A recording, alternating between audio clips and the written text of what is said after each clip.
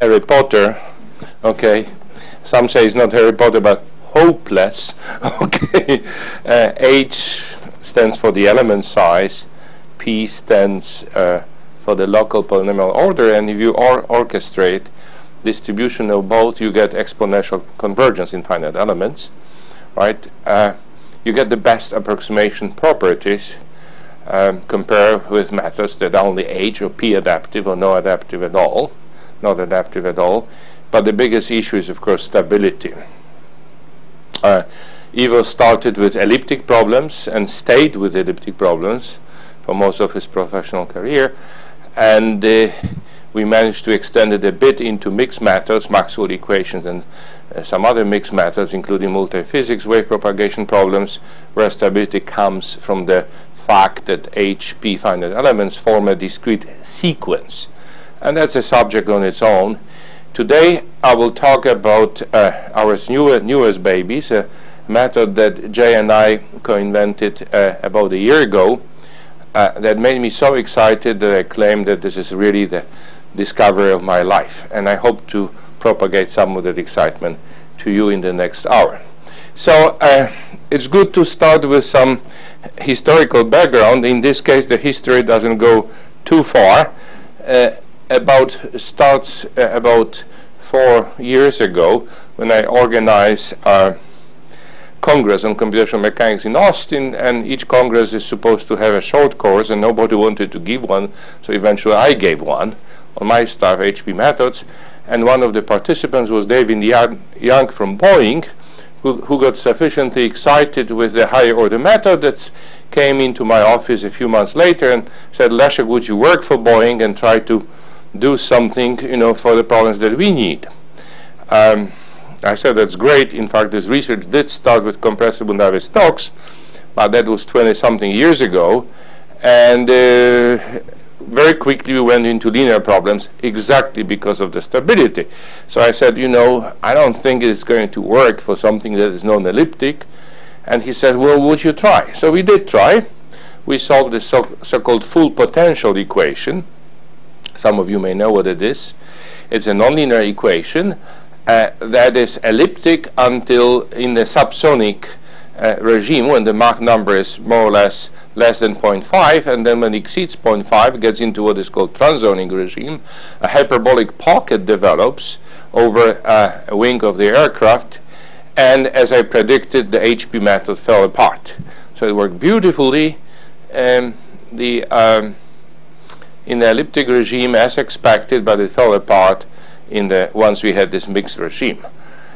So did go down the excitement at Boeing. The second year project disappeared, but the third year they came back and said, oh, would you still continue working on that in some smaller, perhaps on some smaller scale? I say, so what do you mean the small scale? Well, we'll pay for 2 weeks of your salary. I said, well, that's not much. What can I do in 2 weeks? I probably can prepare a good seminar for you.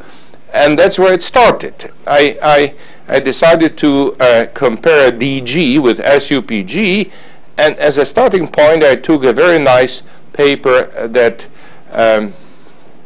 Rick Falk wrote several years ago, about 10 years ago, an overview of DG methods for the convection equations, and I realized that the whole idea of the stability of the DG method was using for the test function the solution, you know, the same substitution that we use in the Lax-Milgram lemma to prove stability. And knowing the Babushka's theorem, I realized that this was not optimal, and that's how the whole story started. So I'm not going to take you through the literature of DG methods for convection. There's a long history here. Several people have tried their luck with the problem.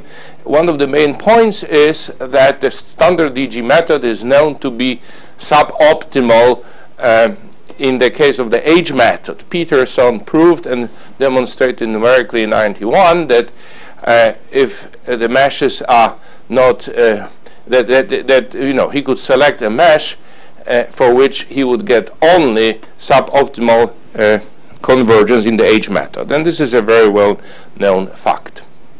Okay, So where did we start? We started, as I said, with the Babushka's theorem. So here's your favorite variational problem represented by linear form. And the linear form, and you have a trial space and a test space. We'll be looking at the Hilbert space setting only, perhaps, you know, some non-homogeneous boundary conditions. And it is well known that the in-sup condition implies stability of the solution. In fact, the inverse of the in-sup constant is exactly the stability constant. When you go to the discrete level, you have exactly the same story, except that now you have a discrete in-sup constant, right?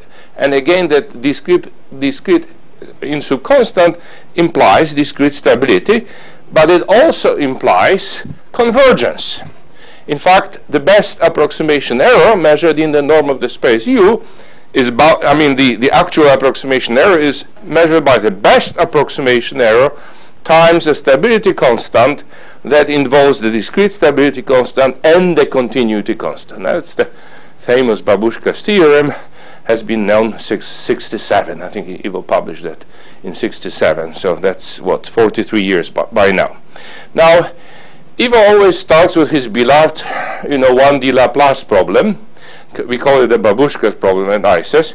So I decided I start with something easier, Demkowicz problem. If I cannot solve this problem, then I cannot dream about compressible Navier-Stokes, right? So this is the most trivial, you know, first order differential equation, initial value problem. You have a boundary condition, initial condition at 0. F is a given function. You just want to integrate this numerically. So how do you start? Well, you start with the variation formulation. You take the equation, multiply it with a test function, and then integrate, and then you have a choice. You either integrate by parts, relax the notion of derivative, or leave it as it is.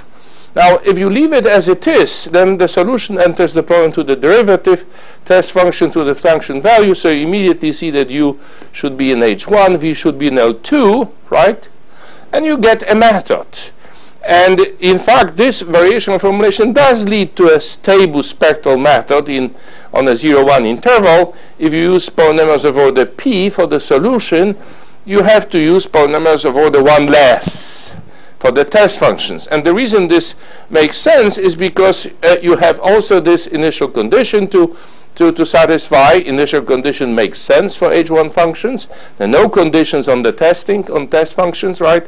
So that initial condition takes 1 degree of freedom away, and therefore the number of equations matches the number of equations. The method works, okay? It's stable, and everything is fine, except that it doesn't extend beyond the 1D. So what is the other option? Well, the other option is to integrate it by parts. And as you integrate by parts, you move the derivative now on the test function. You end up with boundary terms at 1 and at 0. In the spirit of the DG method, you take the value at 0 and replace with your initial value and move to the right-hand side. This is known as the weak satisfaction of the initial condition. But you're still left with this guy at 1, right? And the first thing you realize that now the solution enters the problem just through the function values, no derivatives, so the natural energy space is in L2, and you are, if you are in L2, then you have no right to speak about the boundary value whatsoever, right? And those are equivalence classes, L2 spaces. So the only way out is to realize that this value at 1 becomes an additional unknown. It's unrelated to U, and that's why I'm putting hat here over this U. We'll call it flux, right? And the reason I already write U hat of 1 is to help us remember that for a nice regular solution, this is going to be the value at 1. But in this variation formulation, this is an additional unknown. I was very excited about that and happy. Went to Ivo next day and told him the story and says, yeah, I had the problem on this in my Babushka as his lecture notes. Well, nothing new with Ivo. So, okay. So here is an alternative variation formulation, and then when you look at the corresponding spectral method, then if you're still using polynomials of order P, right, here your additional unknowns, so you have p plus 1, p plus 2 unknowns, you realize your test function now is in h1. By the way, then these, of course, values make sense because h1 is embedded into continuous functions. You realize that you have to use polynomials of 1 or the higher to have the same number of equations and the same number of unknowns. And yes, this does lead to a stable and optimal formulation. So I want to reiterate the points. So the points are, again, that the value at 1 becomes an independent flux. The choice of norms in this case and energy spaces is dictated by continuity. And the big point is that you can actually look into this test function choice and realize that it is optimal. It is optimal in a sense that if you have polynomials of order p plus 1, you can realize the supremum in the in-sup condition. So in other words, you're taking the guy that is the best. An elementary way to see that is perhaps, formulate the Lagrangian. This is your bilinear form. This corresponds to the fact that you want to optimize over a unit ball, right? I'm using here a norm that is not exactly h1, but is equivalent to h1. And as you solve this elementary Lagrangian problem, you end up with the exact solution for V, which is exactly of this form, this flux at 1 plus integral of u of s. And what this is telling you right away is that if u is a polynomial p, then your test function is 1 order higher, the optimal test function. Right? So it's not only the count of dimensions, but actually the study of which guy realizes the supremum, and this was the key point to have a stable pair. So the point is that, of course, Petrov Galerkin is unavoidable because, of course, you're using different polynomial spaces and different energy spaces on a continuous level.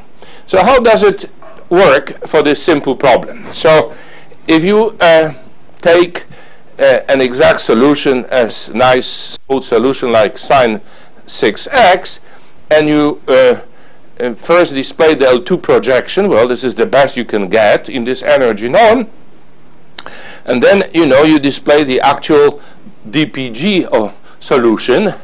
I call it DPG, or this spectral solution that I just talked about.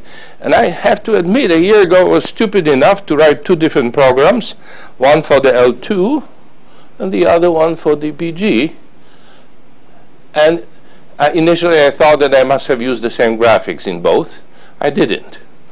DPG does deliver the best L2 approximation error, right? So that's the case. By the way, this is what you get from DG, right? So I want to compare the two.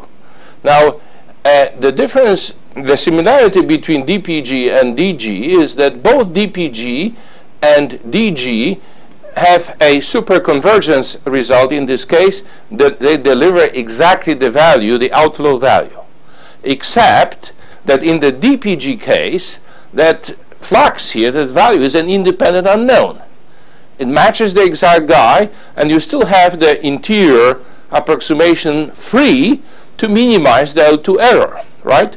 Whereas the DG method, the classical DG method, uses the same order polynomial.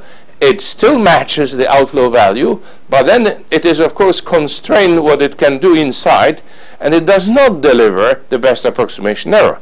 Okay, it doesn't do as well. So what's the difference between the two methods? Well, you take the sine 6x, and now you try to be a little bit more quantitative, right? This is the p goes up here, right? And I'm displaying here L2 arrow, DPG, and DG.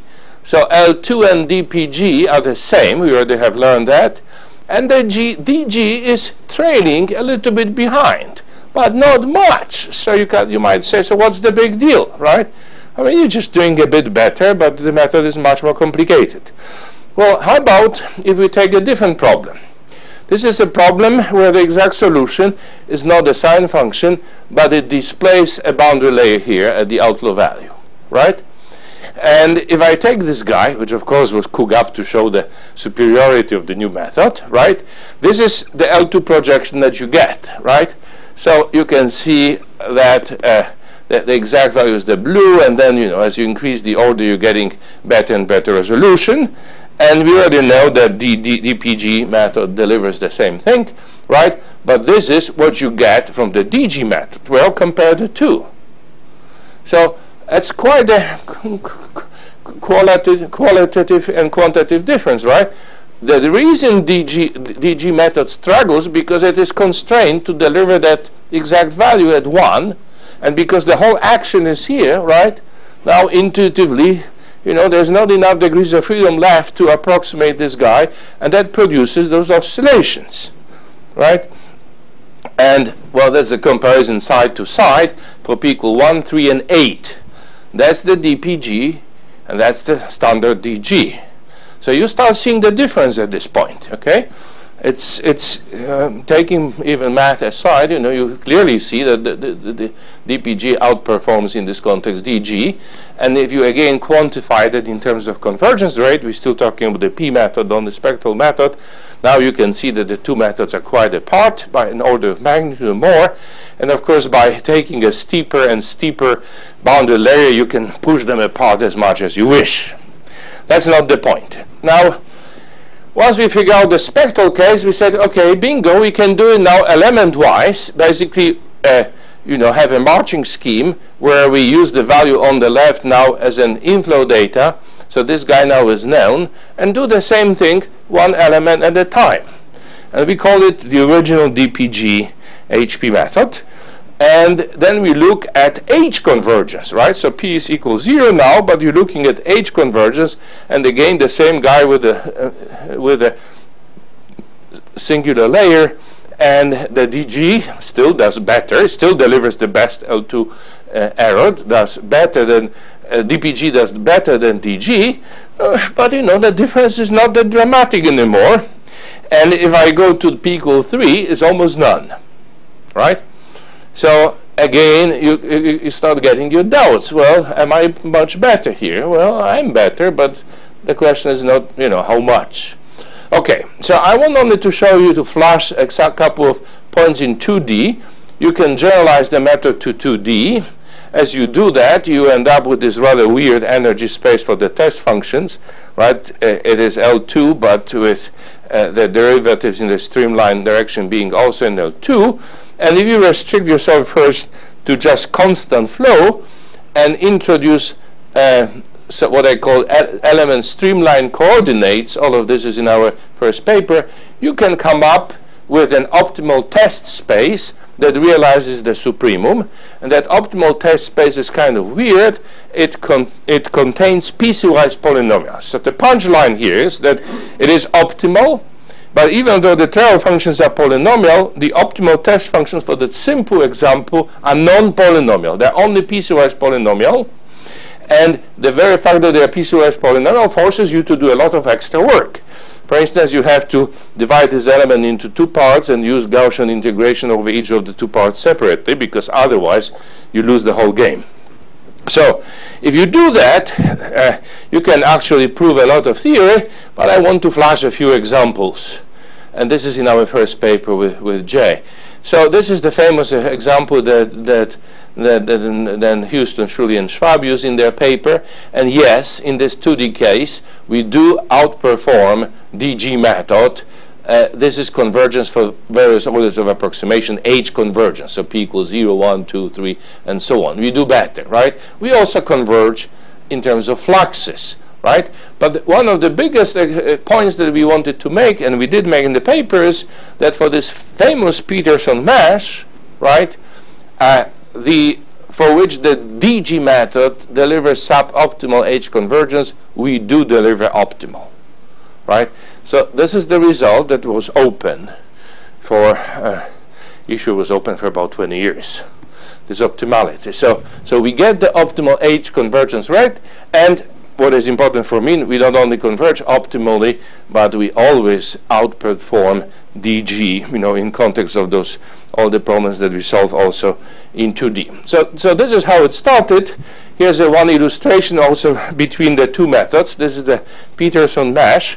You're taking a linear function, okay, blue is small, orange is large, a linear function, and you are convecting that in a vertical direction, right?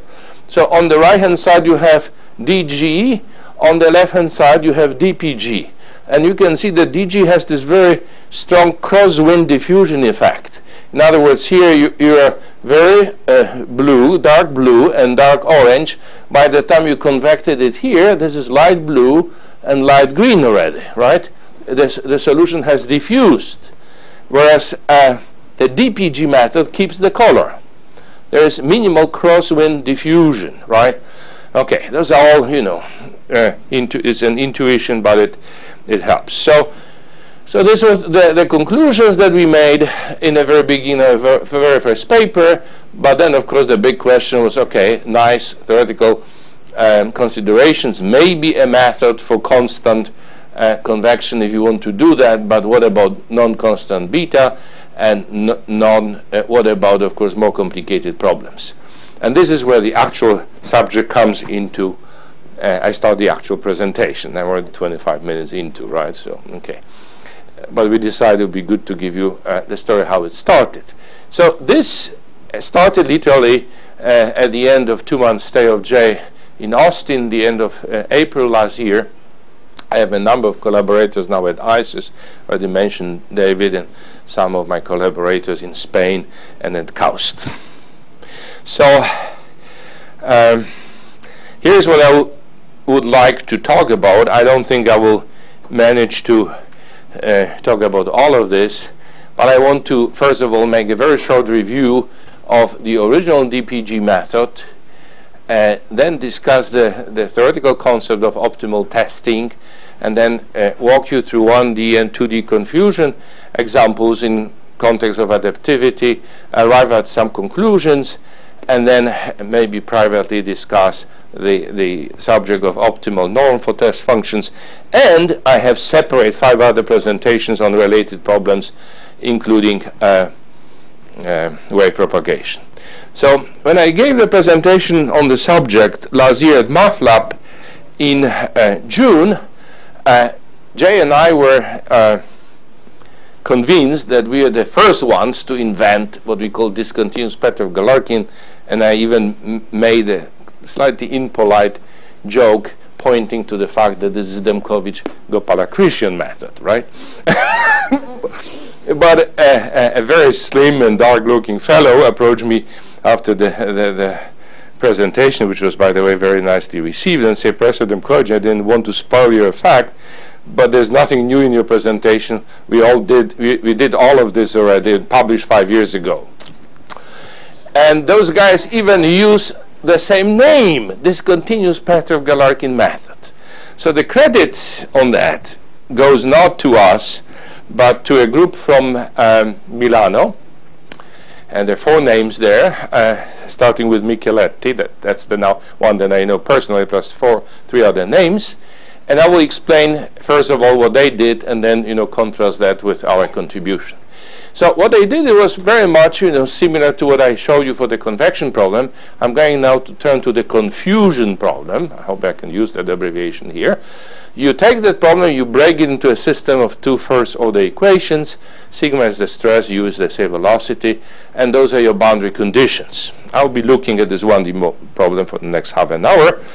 And this is not perhaps for this audience, but it's always good to remember what the Bubnov-Galerkin method delivers. By the way, this problem, if you consider it in the standard H1 setting, is coercive. The trouble is that the continuity constant, right, is of order 1, coercivity is of order epsilon. So the stability is 1 over epsilon. Does it matter? Well, judge it for yourself. This is what you get for epsilon equal 10 to the power minus 1, and this is the mesh of 1, 2, 3, 4 second order elements. It looks good, because in a diffusion regime. Well, this is for epsilon 10 to the power minus 2. This is to 10 to the power minus 3. Our exact solution is by now here. So as you can see, you're getting pretty much garbage, right? And the level of interest for compressible gas dynamics is 10 to the power minus 7. This is what you're after, and not in 1D, but in 3D. That sets the stage, right? So what was the original idea of our colleagues from Milano that we have reproduced with J. You take your two equations, you multiply them with the test functions tau and v, you integrate by parts, that is both equations, right? And you introduce the corresponding fluxes as independent unknowns. So in this 1D setting, this is your Feynman mesh, within each element you have two what I call field variables, the velocity and the stress, and you do have two fluxes at the interelement boundaries. These are your unknowns, right? These are your unknowns. Now, watch the fact that in context of classical finite element methods, like for instance elasticity, we usually make a choice. We relax some equations and leave some other in a strong form. And depending upon your choice, you end up with a standard variation formulation, the dual method, the dual mix method, and you know, a whole variety of methods. Here, both of the equations are relaxed. They're understood in the Schwartz sense, right? Both of them. Some people refer to that as an ultra-weak variation formulation. Every single equation is relaxed. Okay? So that's what you do in 2D, in 1D. How about in 2D? Well, same story. Break into a system. This is the model problem that we'll be looking at. A square domain. Beta going in this direction, not necessarily constant. This is your inflow, this is your outflow. So you expect a boundary layer on the no-flow boundary here, or outflow boundary if you like, right, because U is 0.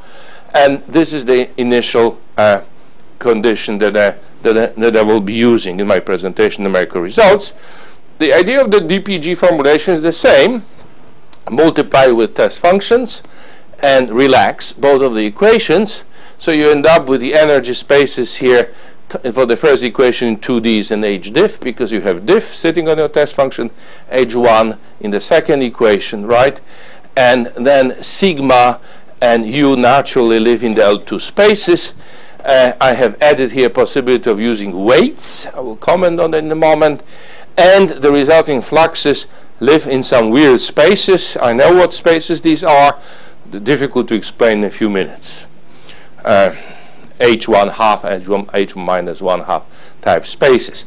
I'm using standard discretization for this is a Petrov Galerkin setting, right? For trial functions, polynomials of order P for triangles, for quadrilaterals, you know, anisotropic spaces, tensor product spaces, and then polynomials of certain order for edges. In particular, the big question is, should we have any relation between the order for the fluxes and the order for the field variables? I will come back to that, maybe mostly in private discussions, right? But the big question is, okay, this is all nice, but how do you select the test functions? So you know what variation formulation to use. You have your trial functions, but what do you do with the testing, right?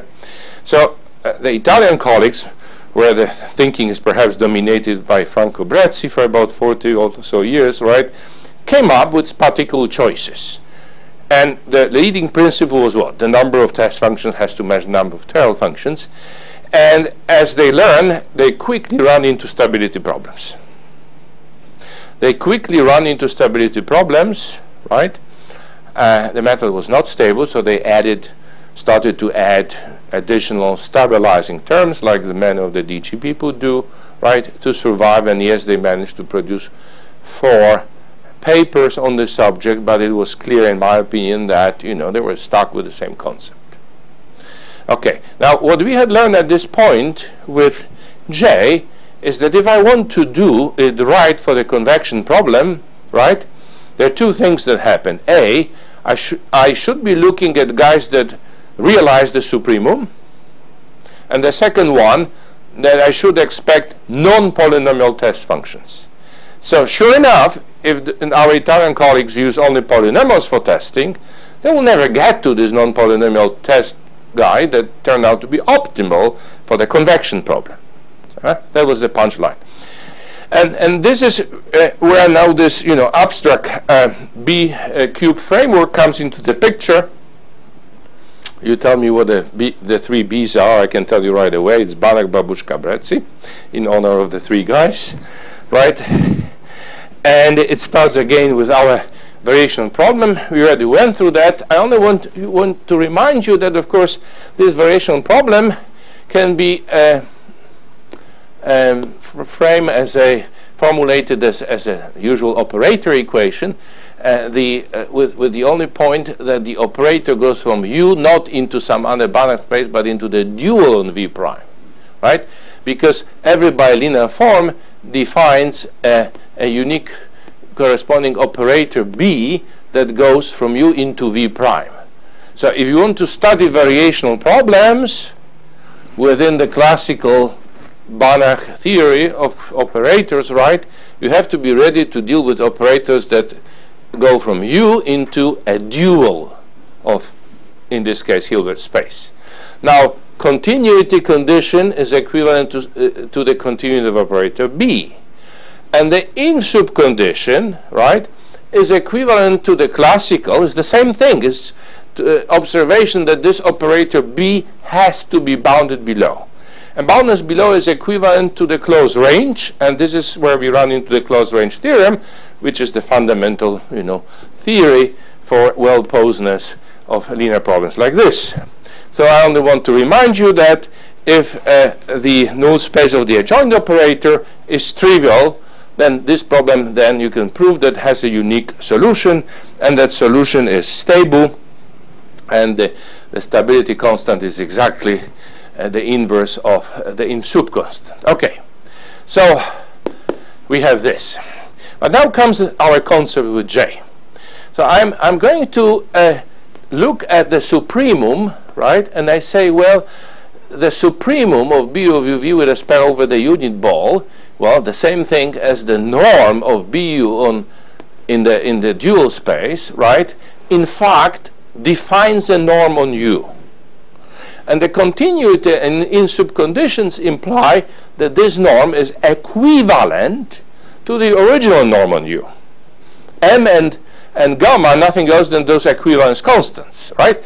So the message is, well, each problem comes with a problem-dependent norm, right, defined by the operator. Okay. Now, the big point is that if you replace the original norm on U with this problem dependent on U, then both continuity and in-sup constant with respect to this new norm are exactly 1. It's just a consequence of the fact that you're taking the supremum, right? Exactly 1. So you have a norm now, problem dependent norm, I call it energy norm, dual norm, residual norm, whatever name you like, in which M and gamma are 1. Okay.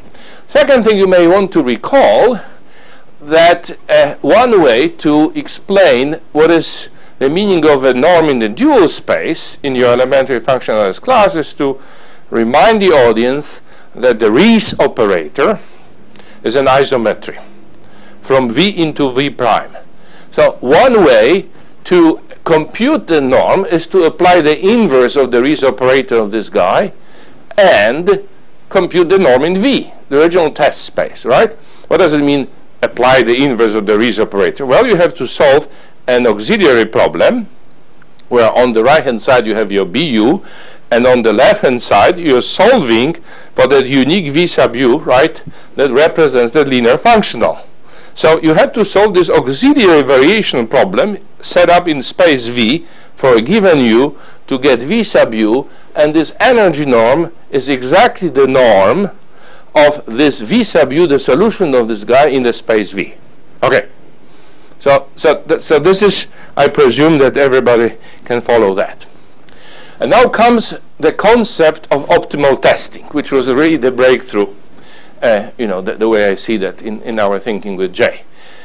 Select your favorite tail basis functions. So for me, those are going to be HP elements and HP shape function because I spent 25 years building HP codes.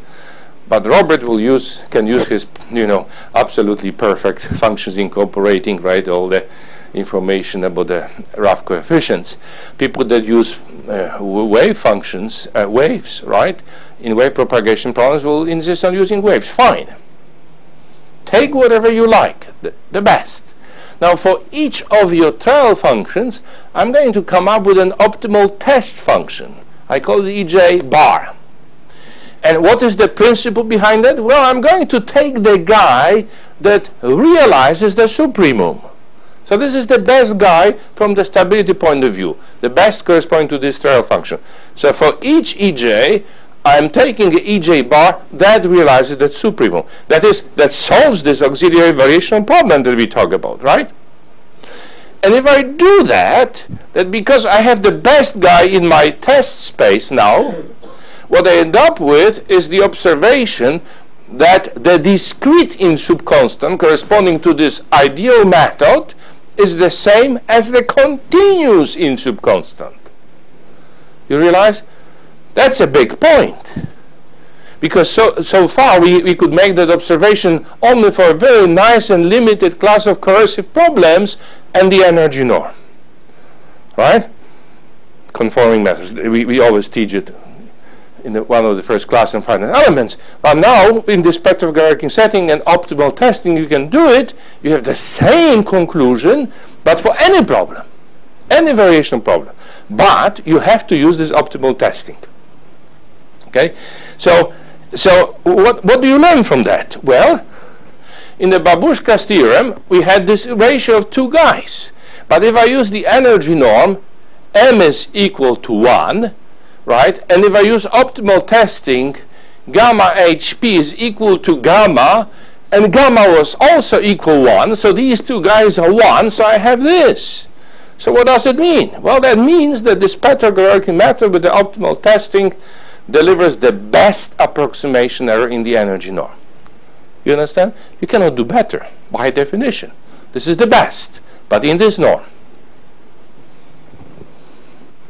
So the problem comes with its norm, and if you obey the logic of the problem and use optimal testing, you get the best approximation result. Now, a few conclusions follow from the construction. Stiffness matrix is always symmetric and positive definite. That just follows from the definition of the optimal test functions and the fact that the inner product, in the real case, is symmetric, right? If you're complex, it's going to be Hermitian. So, you know, when I saw that, I thought I went nuts. I said, okay, something is wrong with me. I have to take a break. And I did take a break for 2 days. But then I went through the whole thing with J and said, no, there's no error. So I mentioned that to Tinsley, and Tinsley said, sure, every least squares method does that, produces a matrix that is symmetric and positive definite, and we realized that this is a least squares method, but in a rather elaborate functional setting, in the L2 setting. So no surprise here. Now, here's another simple observation you can make in this very abstract general setting yet. If you decide to compute the energy norm of the error, then, you know, error is a particle function. You still have to solve this variation problem. You plug in here, right, your error function, but now UHP is known, and B of U delta V is equal to the known load, right-hand side. So the right-hand side, defining this auxiliary variation problem, is known. So again, if I can solve this variational problem here, right, then I have equality here. Error in the energy norm is equal to that. I don't have to strain my brain how to develop an a posteriori error estimator for this method. It is built in. Again, if you remember about least squares method, it's not a big surprise. But for those of us that spend years, and I did, working on a posteriori estimation, it comes in as a big thing. I don't need to write a separate code for that. Next point. This is important. In the DG setting, so the method, as I said, this abstract setting is always, you know, everything I said is true, except that in the conformal setting, the usual finite element setting, it's just a nice observation, but absolutely has no practical value. And the reason it has no practical value is because inverting the Riesz operator is as expensive as solving the original problem. Bingo. Okay, nice observations, but absolutely worthless. However, in the DG setting, not only the solution, in fact, this is not the point, but the test functions are discontinuous. Your test space is a broken Hilbert space, right? And therefore, inversion of the Riesz operator is done element-wise. In other words, determining optimal test functions, right, results in a bunch of problems to be solved locally over one element. Well, that's a big difference, because now it begins to smell like a practical method, right? And the second big point is that once I am over one element, I don't have to perhaps determine those optimal test functions exactly. I can come up with what I call an enriched space. For instance, if I'm using polynomials of order p, I'm going to use for enriched space polynomials of order p plus delta p. Now what is delta p? Well, 1, 2, 3, 4, right? I can put the parameter in the code, maybe 5.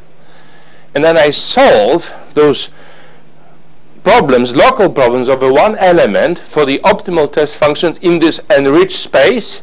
I take their span, and that's my test space.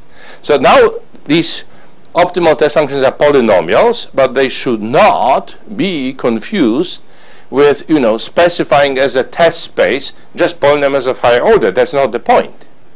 Your optimal test functions form a proper subspace of the abridged. And of course, the moment you have only approximate optimal test functions, then of course your in sub constant is not going to be exactly 1, but in all the subsequent analysis that I'm about to report on in the remaining 5 or 7 minutes, we made the assumption that it's so small that we're going to neglect it. Okay, so what do you get? Here's one deconfusion problem. We already look at this, right? We look at the method. Here's a picture representing optimal test functions corresponding to the flux you had at some point, and these are the variation problems you solve for the two guys, right? The only point I want to make here is that this picture helps you realize that the method comes with upwinding. Those optimal test functions are naturally upwinded, except that you don't have to guess the upwinding. It comes from the first principle. Okay? Before I show you numerical results, I want to make a few theoretical comments. Okay, I don't know how far we'll go here. I don't want to lose the numerical results. Okay, maybe we can go through that. So, globally and locally optimal test functions. So this is not in reports 1, 2, 3. It is in the last one. Okay, we learned that only in February this year. I did mention that at the rodeo. So you can use your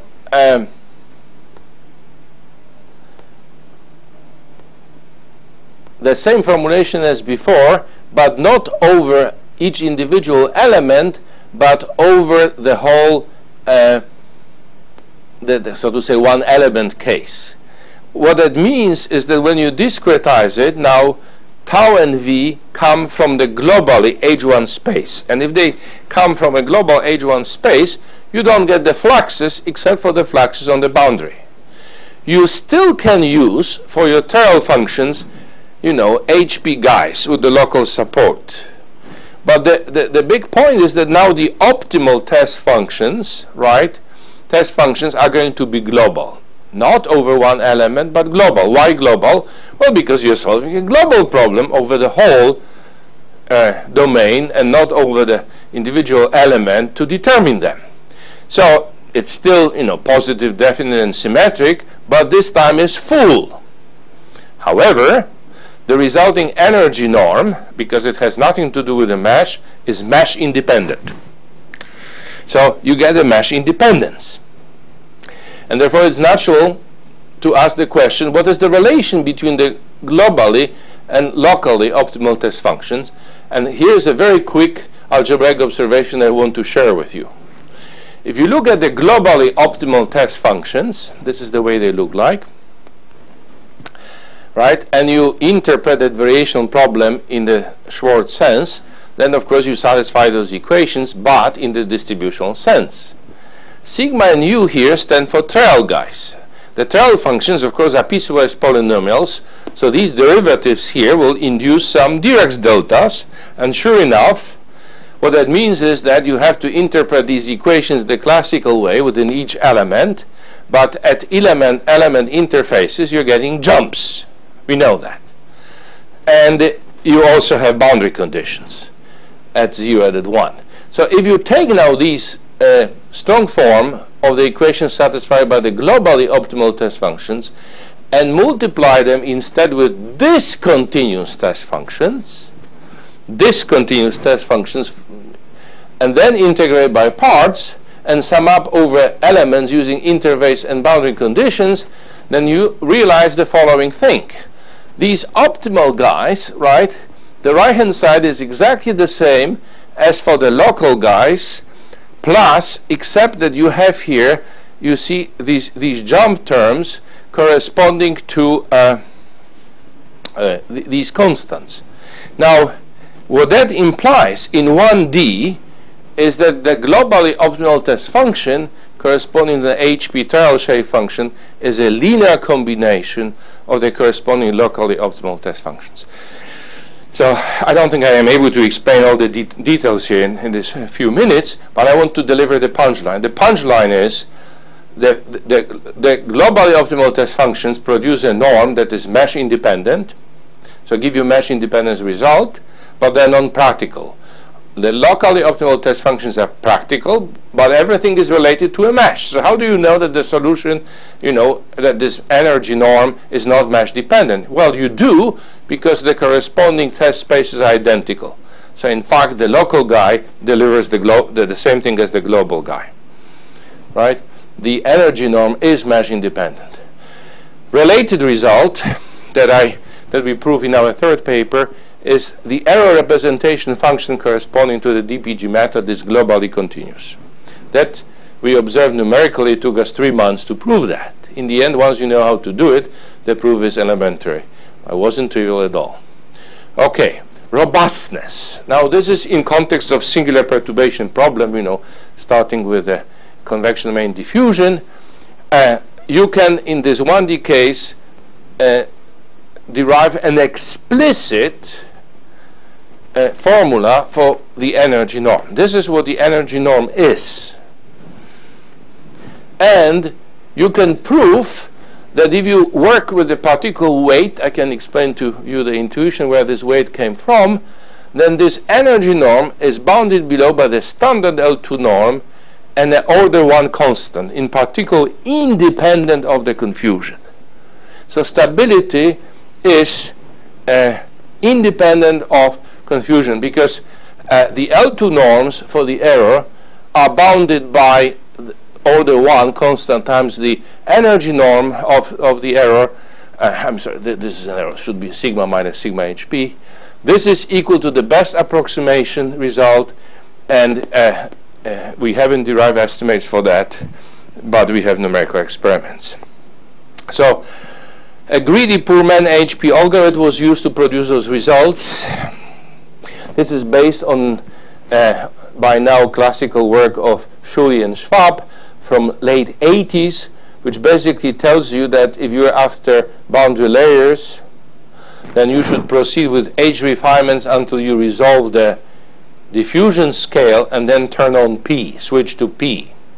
Just remember that. You start with H refinements until the element size hits epsilon, and then you switch to P. I call it a poor man algorithm because it doesn't do any sophisticated analysis between H and P. It just goes H and then switches to P. Greedy because it's a standard greedy algorithm that invests into elements with a maximum guy. Now, this is convergence history for epsilon equal 10 to power minus 3 and rich space defined with guys of 4th order, higher, right? And I'm using polynomials of order 0 up to 4. What is the big point? Well, this is a singular perturbation problem, energy norm times the problem size. From the very first mesh where you have just 4 elements, the error goes down. There is no pre-asymptotic behavior, right? That's typical for least squared methods. From the day 1, you know how to refine, and you have this monotone behavior. Resolution of the boundary layer. Here's you cannot distinguish between the exact and approximate solutions. They overlap, right? Error representation function, yes, it is continuous, as expected by the theory. Again, right? But then you switch to 10 to power minus 6, and as you plot the same picture, you see that little bump here, Ooh, that makes you feel itchy, because the theory says that you should always go down. After all, you have mesh independence norm. If you're refining, you're adding degrees of freedom. Best approximation error goes down. This should go down. Well, it doesn't. There's a bump here. So you start looking at what you get. Well, the resolution of the boundary layer is still great, okay? But the error representation function is not continuous anymore. You look into this a little bit closer, and it turns out that you have hit the round of error. By 10 to the power minus 7, the method falls apart, and I was, incredibly disappointed, because 10 to the power minus 7 is what I wanted. So here's the idea that we came up with.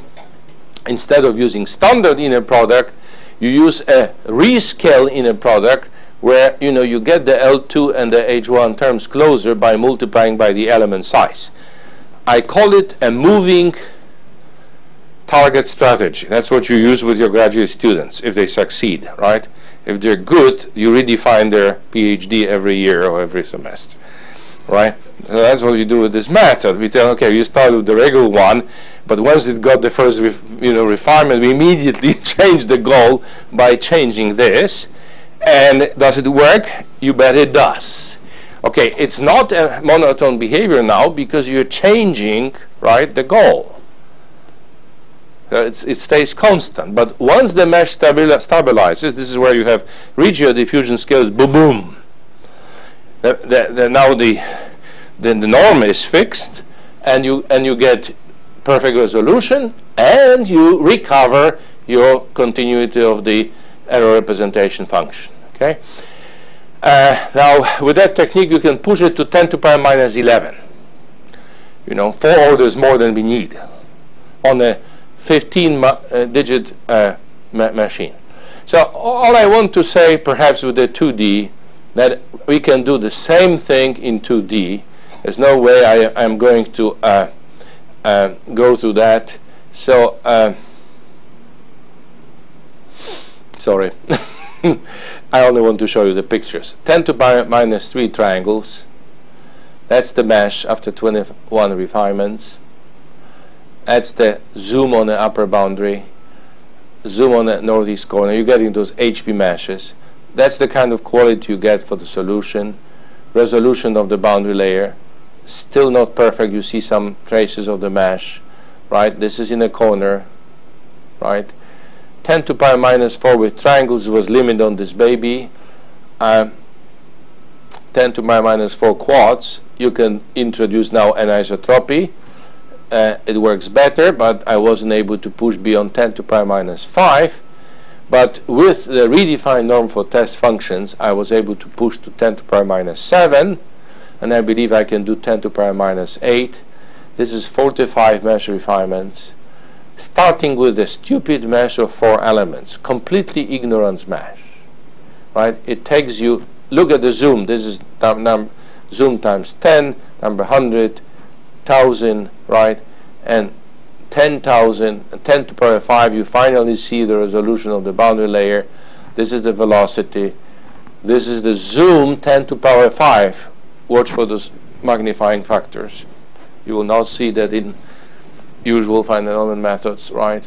10 to the power 6 northeast corner. And it's not ideal, but close to ideal. So I think I will conclude with that. There is a number of interesting things I completely skipped, but these are the punchlines. I don't see any limitation in terms of what I can solve with the method. You start with a system of first-order equations. You have ultra-weak variation formulation. The natural energy setting is L2 for the solution. You determine optimal test functions for each guy. You are the best in a special energy norm. You are solving for the optimal test functions approximately in the enriched space. You're always symmetric and positive definite. This is a least squared method. You're not limited to classical shapes because there is no issue of global conformity. If you want to work with general polyhedra and you know how to integrate over them, be my guest. Right? In 1D, we have a lot of theoretical results, including mesh independence, global continuity of the error, and robustness. No need for posterior error estimation, no pre-asymptotic behavior, way to find round of error, and many other technical details that I didn't have a chance to get through, but I already have exceeded all possible time limits. Thank you very much for your attention.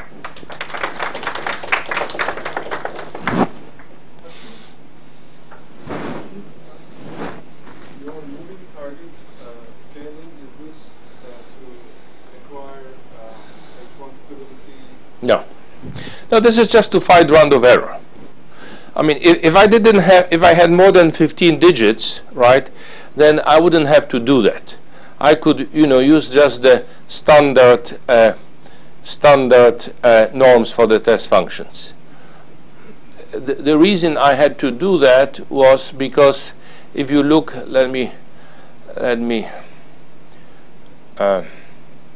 this is the inner product, right? Now, you're on a 15-digit machine.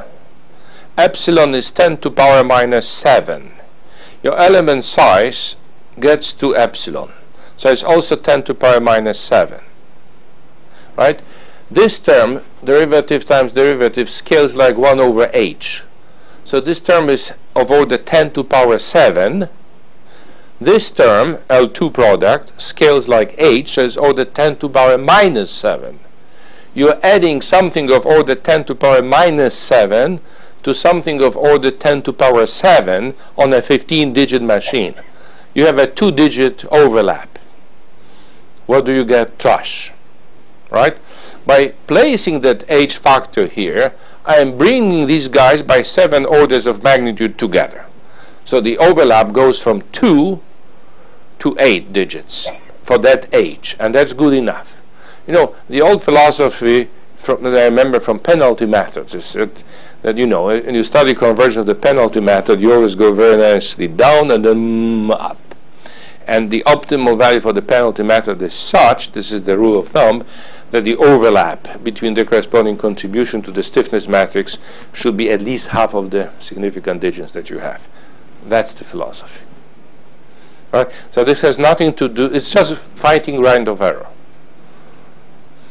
Nothing else. The way I see it right now. There's a different story behind the use of the weight. Without the weight, the method is not robust in velocity. So in our second paper, we didn't have that robustness. The robustness came in the third paper. That's exactly the point. Because, for example, for adaptive mesh refinement, if you don't scale your basis with respect to the support of your basis, then the basis functions, or instead of the basis is normal L2 Reed's basis, for example. So without the scaling, it doesn't work. I think you're doing something similar. Yeah, I think so. Yeah, well, I think so. Except that the key point here is that right, you determine those optimal. Well, it is related, of course. But for me, the key point, if I didn't have this term or didn't have that term, I wouldn't have to do anything. Right, because it will be some global scaling implied by the solver. This is all solved with a direct solver. Right, Gaussian elimination without pivoting. Right, that automatically gives you a diagonal scaling, so to say, effect. And this would have worked, but you're doing this optimal testing for each guy. Right? It's the same finite element philosophy as usual, business as usual, but the moment you enter the element, you're only given trial functions. First thing you do is solve this local problem to determine optimal testing, and only then you proceed with the usual technology. So how about the approximation field in this problem-dependent